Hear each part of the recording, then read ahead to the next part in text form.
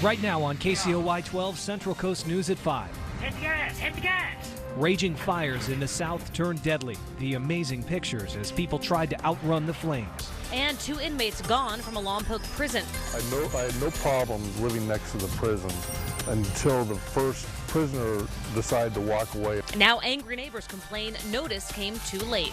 Plus, a cause to that violent Santa Maria school bus crash and how the company is taking extra steps to keep your kids safe.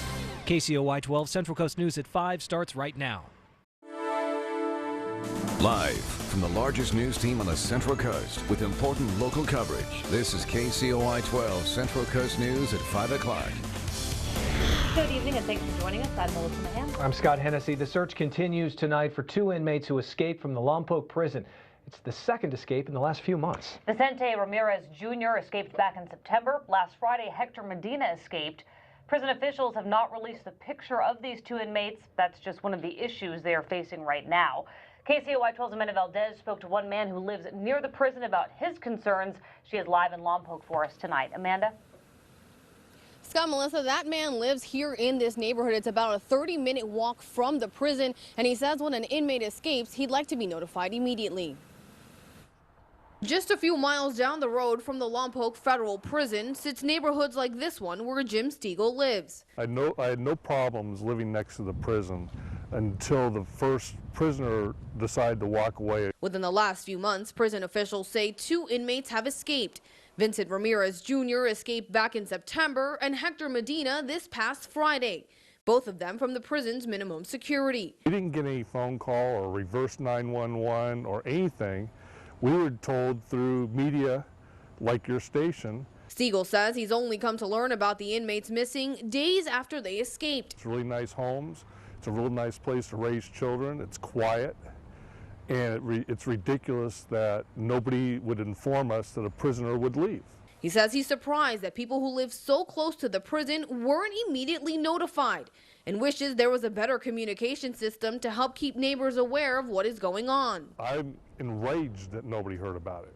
And so I'm hoping this will help the prison officials to figure out a way of notifying neighbors. Pictures of both inmates have not been released from the prison. Right now, all that neighbors have to go by are descriptions of what the men look like. Stiegel says as he waits for prison officials to give out more information, he's hoping they will consider changing their policies of when and how they let people know that someone has escaped. There's really not much more we can do, except hopefully we would get notice from somebody that a prisoner has decided to go on a little walk from their prison. And prison officials say according to their policy, when an inmate does escape, they do send out a notification in a timely manner. They wouldn't tell us how timely that is. They also notify the U.S. Marshals. Live in Lompoc, Amanda Valdez, KCOY 12 Central Coast News. All right, so then Amanda, at this stage, how exactly does the Lompoc Police Department work with prison officials to help find these prisoners who escaped? And the police department handles the housing area where federal employees live near the prison. Anything going on in the prison itself, they do not handle that. They also say that when an inmate escapes, the prison has to ask them specifically for help for the Lompoc Police Department to then step in. And you wonder why they wouldn't release the photographs as well so people could know who was out there and perhaps help catch them. Amanda, thank you. You would think so. Well, another manhunt further north. A SWAT team search yielded nothing late today, 7 days after the disappearance of 2 inmates from the Santa Clara County Jail. Investigators say a tip led them to the Days Inn in Gilroy, where one escapee, Rogelio Chavez, had been staying in a room which is now crisscrossed with crime tape, as you see. This is the first credible sighting since he, LaRon Campbell, and 2 other inmates managed to saw through steel bars in their cell, then rappel out of a second-story window using bed sheets. 2 inmates were quickly recaptured, but Chavez and Campbell remain on the run. A judge in Los Angeles sentenced former NFL star Darren Sharper today to 20 years in prison. Sharper was convicted of raping 2 women and drugging 2 others. The former All-Pro safety won a Super Bowl with the New Orleans Saints. He was facing similar charges in 4 states. Today's sentencing marks the end of those prosecutions. You may have noticed a recent spike in standoff situations here on the Central Coast involving barricaded suspects. There's been 4 of them since August, most recently on Sunday. In August, a barricaded suspect in Lompoc surrendered after over 8 hours. Last month in Nipomo, another man held up SLO sheriff's deputies following a domestic dispute call. 2 weeks ago in Santa Maria, a man surrendered, but not before the home suddenly burst into flames, possibly accidentally caused by police tear gas. Then on Sunday in Vandenberg Village, a man locked himself inside a home with a pellet gun. No one was arrested. If the barricades incident involves a weapon of some sort, knife, baseball bat, firearm, okay, we look at other assets, other resources, armored vehicles, our special weapons teams. Police say these barricade situations aren't cheap. We'll have more on the cost to taxpayers. That's coming up tonight at 6 on KCOY 12 News. Now to an update on that violent school bus crash in Santa Maria. Tonight, the CHP telling us the driver of a Kia SUV is at fault for causing that accident, but won't be cited because officers say there wasn't any gross negligence. The Kia slammed into that school bus Monday morning at the intersection of Blosser and Battles Road. 5 people sent to the hospital, 3 of them middle schoolers in the Santa Maria Bonita School District. And a day after 3 students were hurt in that school bus accident, the company that works with the Santa Maria Bonita School District says their buses are absolutely safe for all of our children. Tonight, KCOY 12's Melissa Newman takes a closer look at how they are training to keep your children safe. Melissa? That's right. The staff here at Student Transportation of America tell me that all of the students get trained on how to evacuate in case of emergencies, just like the one yesterday. I am here at the back of one of their buses with the emergency hatch open, about to evacuate. This is exactly what students had to do yesterday after the bus crash. Backpack. Got it. It's a bus that is identical to the one that was involved in a crash in Santa Maria Monday morning. The employees at Student Transportation of America say their buses are extremely safe, each aspect of the vehicle being engineered for a reason. The seats are what they call compartmentalization. They're designed to absorb the impact of the padding, and the give in the seats is designed to protect the kids and the students when they are in an impact, so it kind of puts them in a little cocoon. And should the students get into an accident on the bus, STA says their drivers go through drills with students to teach them what to do. Using one of our rear exits or our side exits, preferably we pull into the school backwards so we can use a side exit emergency evacuation procedure. All the instructions are on the door, how to use it, the padding, and what it is. Now, as for the drivers themselves, STA says they go through the most extensive training drivers can possibly have before they get behind the wheel. They go through classroom training, then they also go through the testing portion of it, which is done through the DMV and the California Highway Patrol. They also get interviewed by the California Highway Patrol. That's why the transportation company believes there's no safer place for children to be on the road. And as far as the parents, I feel that this is a lot safer than them driving them to school themselves. You know, we have a bus driver that has been trained and certified, and their objective is to get every child to school safe and sound. And STA says that they are glad that CHP did their investigation and found the driver at fault. They're also happy that there were no further injuries to students, parents, or any of the drivers. Reporting live in Santa Maria, Melissa Newman, KCOY 12 Central Coast News. Thank you, Melissa. Tonight, ISIS is claiming the Somali-born student who attacked a group of people at Ohio State University with his car and a knife was a soldier in their army. One of his 11 victims spoke out today. Professor William Clark is still slow on his feet after getting hit by a car. That car sliced his right leg in 2 places and then flipped him into the air. But Clark considers himself and the rest of the people who were standing outside Watt Hall on Monday lucky. In my view, very fortunate that he hit this big concrete planter, because that had not been there and he'd have ridden up on the curve. He would have plowed into 40 or 50 people. The car's driver you see here was a Somali-born student named Abdul Razak Ali Artan. Investigators are looking into whether the attack was an act of terrorism. A loud, angry protest today by those pushing for a $15 minimum wage. The people united will never be defeated. Hundreds of demonstrators, you see, locked arms and blocked a downtown Los Angeles intersection this morning. When LAPD officers ordered them to leave, 40 sat down and they were arrested. Organizers say the demonstrations are in response to the recent election of politicians who, quote, threaten an extremist agenda to move our country to the right. Similar protests in the Bay Area today. Workers staged rallies at San Francisco International Airport. In Oakland, 24 arrests this morning when demonstrators gathered at a city intersection there. Well, how'd you like the weather today? Pretty nice, not as much wind as we've had the past few days. Let's check in with Jason in the First Alert Weather Center. It was a good one out there today, Jason. Yeah, it was very nice for this time of year. Hard to believe that December is almost here, but the temperatures, although a little bit below average, were still tolerable. And as Scott mentioned, the lack of wind compared to the last few days also made it much warmer, at least a feel outside. Today in Santa Maria, we had a high of 62. It was only 59, though, in Paso Robles after a chilly start at 33. And San Luis Obispo had a high today of 67. Hardly a cloud to be seen around the entire Central Coast right now. And with the ridge of high pressure in control of our weather, we're expecting the same situation tomorrow morning when you begin your last day of November. So bundle up well, although the temperatures will be fairly mild in the afternoon. They're going to start out pretty chilly. We have lots of 30s and 40s for overnight lows, 32 in Paso Robles, 35 in San Ynez, 40s elsewhere. More details on a couple different storms that are eyeing the Central Coast and how they'll affect us in my First Alert weather forecast. Thanks, Jason. See you again in just a minute. President-elect Donald Trump is a couple steps closer to filling out his cabinet. Financier Steve Mnuchin is President-elect Trump's latest cabinet pick. He was tapped for Treasury Secretary. He's a former Goldman Sachs executive and served as Trump's campaign finance chairman. Earlier today, former Vice President Dan Quayle was among the Republicans meeting in Trump Tower. And he's moving forward, and he's going to make America great again. He's got the slogan down. CBS News has learned former Labor Secretary Elaine Chao is President-elect Trump's pick to be Transportation Secretary. Trump also plans to nominate billionaire investor Wilbur Ross as Commerce Secretary. Almost every cabin in Chalet Village is burning to the freaking ground.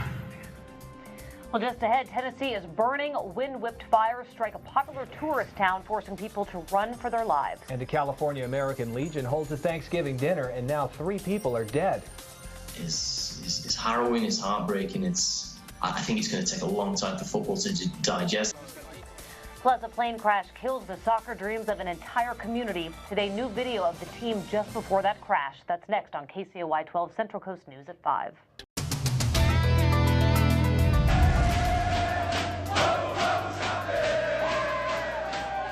New video out today of a local Brazilian soccer club celebrating last week after advancing to a South American soccer final.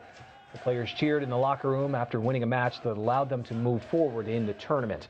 That team was on a plane that crashed overnight near Medellin, Colombia. 76 people died in that crash, but remarkably, at least 5 people survived. The charter plane was traveling from Brazil with a stop in Bolivia, then to Colombia, carrying the Brazilian team and more than 20 journalists to a tournament. Hannah Daniels has the very latest on the crash. Colombian rescue crews worked in the dark using flashlights in the heavy rain and mountainous terrain. The few survivors pulled from last night's wreckage were rushed to nearby hospitals. As daylight came, scenes from the crash show the damaged fuselage, debris, and workers carrying bodies of victims up the hillside. More than 80 people were on board the charter plane, including a first division Brazilian soccer team. The players recorded a video in Sao Paulo before the flight took off. The club was scheduled to play tomorrow after reaching the finals of a major South American soccer competition for the first time. Journalist Carl Warswick covers South American soccer. So to be torn down from that perch after all they've done is harrowing, it's heartbreaking. I think it's going to take a long time for football to digest. The plane was just 5 minutes away from its final destination when the crew declared an electrical emergency. Radar imagery shows the final moments as it circled over an area in central Colombia before disappearing. The tragedy is hitting people in Brazil especially hard. The team from the small city of Chapecó was in the middle of a fairy tale season. The Brazilian government has declared 3 days of mourning. Hannah Daniels, CBS News. Heartbreaking. What was supposed to be a joyful annual event turned deadly for 3 people in Antioch, California. More than 800 came out for a Thanksgiving meal at the American Legion Hall, but the next day people started showing up at the hospital with symptoms of food poisoning. 8 were hospitalized, 3 of them ended up dying. Coming up all new on KCOY 12 News at 6. So she decided to go for it. She couldn't lift it, but she tried to get it back to her car, and the second suspect pulled around, and they both got in the van and left. And one father lost a Christmas gift right off his front porch. But tonight, some California police officers have a sneaky way to combat porch pirates. Plus, a new way to pay for the state's messy roads could come out of your pocket. We'll tell you about it coming up all new on KCOY 12 News at 6.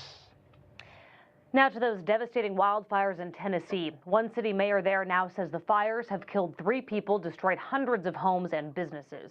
Hit the gas! Hit the gas!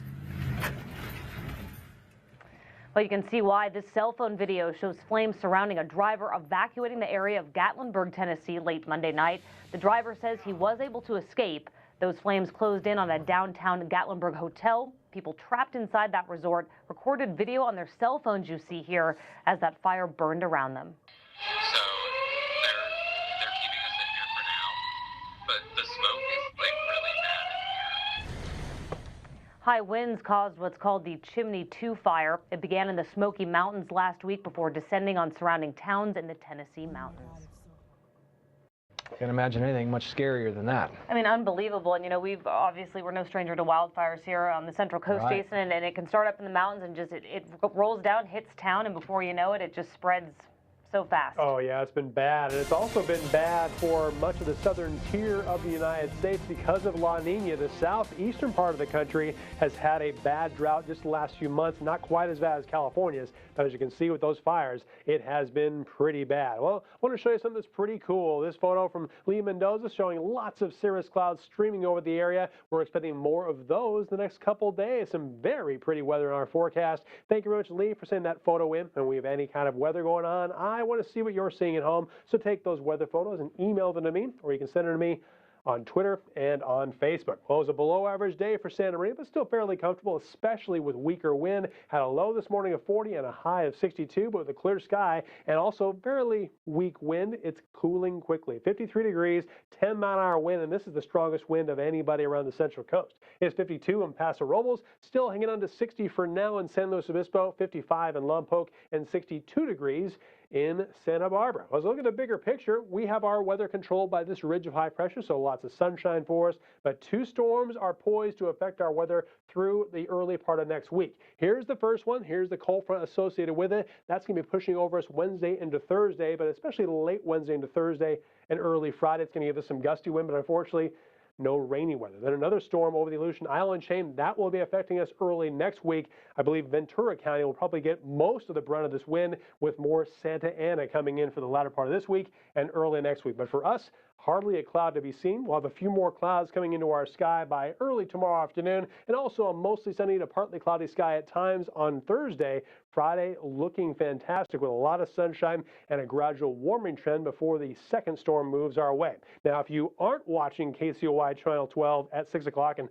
I don't know why you wouldn't be, but if you're going to be outside, you can see something at the top of the next hour, the International Space Station. Look to the southwest from 6:03 until 6:08. You'll see it cruising over Southern California. You'll actually see it fade away and disappear just when it's west of Las Vegas, Nevada. We also have a high surf advisory out until 4 o'clock tomorrow morning for the Central Coast. Some more surf between 10 and 13 feet, and your marine forecast still wind between 10 and 20 knots, the seas 9 to 12 feet, but that will be smaller as we move into Thursday. So here's your forecast for the last day of November. Tomorrow it's going to be a cool start with a low of 40 and a high of 62 in Santa Maria, also 62 in Orchid, and 67 degrees for Santa Ynez. A mostly sunny afternoon sky for San Luis Obispo County, and highs between 60 and 65. That's awfully easy to take, but it will be chilly around Paso Robles and Atascadero tomorrow morning. For the South Coast, mid to upper 60s for highs tomorrow afternoon after a cool start with lows averaging in the mid-40s. The next 7 days in Santa Maria and Orchid, we do expect a warming trend Friday, Saturday, and Sunday. Sunday's looking fantastic. Mostly sunny and 70 degrees, but another cooling trend is coming our way early next week. San Luis Obispo, most days will be in the 60s, but lower 70s this weekend, and then an increase in clouds Monday with a high of 65. All right, Jason, thanks. Here's a run that you'd probably love, Jason, in freezing cold. Yeah, it's icy cold in one of the most desolate places imaginable. We're going to take you there next on KCOY 12 Central Coast News at 5.